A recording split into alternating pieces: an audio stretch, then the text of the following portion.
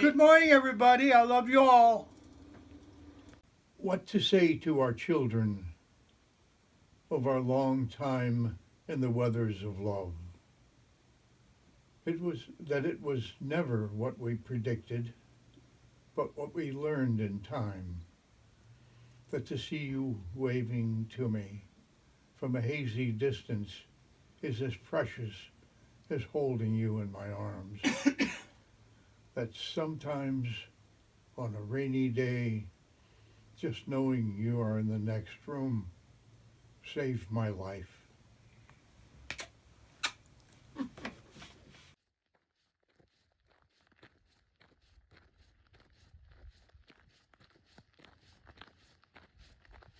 For years, Dad walked up that road every day to sit in that shack way up on the hill and write.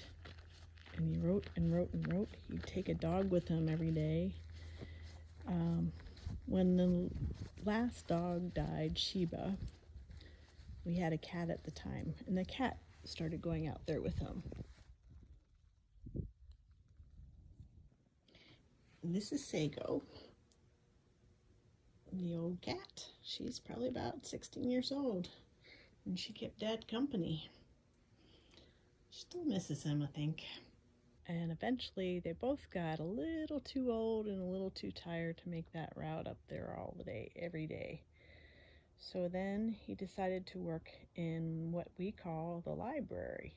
And the library is just an old garage that they closed in and filled it with books and comfy things and a little fireplace, and they turned it into a library. And this is the chair where Dad sat most of the time to write.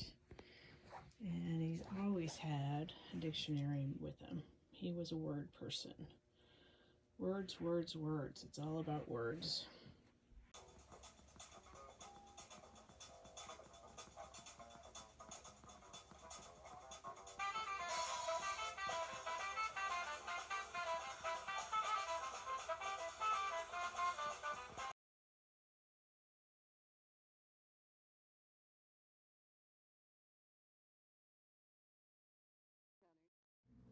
It's my privilege to introduce to you tonight Mr. Paul Zimmer. Thank you.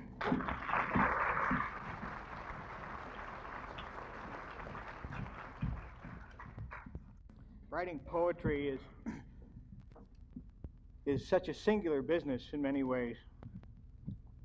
If the poet has any humbleness in his soul at all, he realizes that he has many years ahead of him of silence and inattention and so forth. It takes a long time for him to receive any note at all before he has a poem published, really.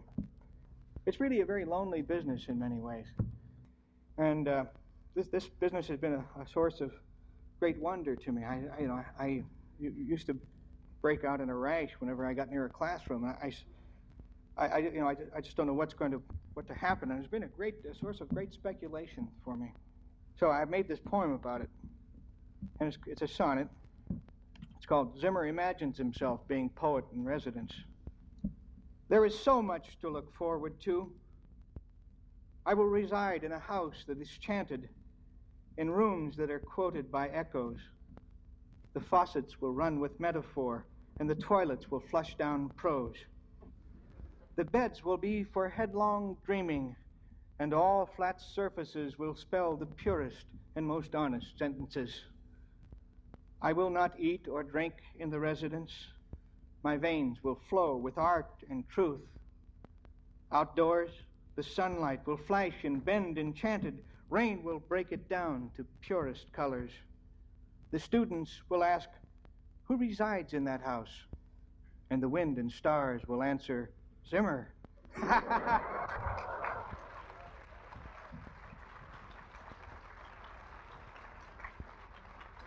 Thank you.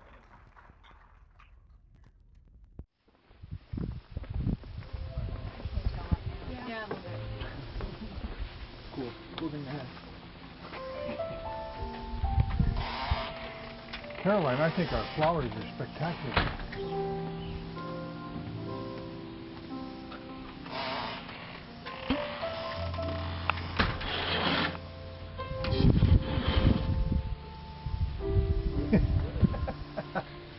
Everybody's got their cameras out now. Yeah, get that one.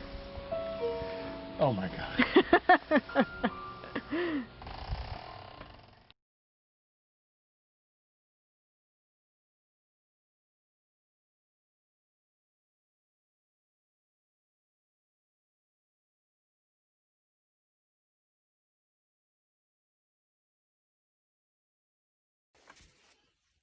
So this book is in progress. It's loosely bound. I have a lot of sewing to do, but it's going to be a nice, fun flip book for Finn Zimmer and consequent future generations of possible Zimmers, that they can remember Paul Zimmer. And in the back of the book are empty pages that future Zimmers or Finn Zimmer or whoever Zimmer wants to add to it or not Zimmer can add their versions of The Great Bird of Love. I think we need a little more love in the world these days.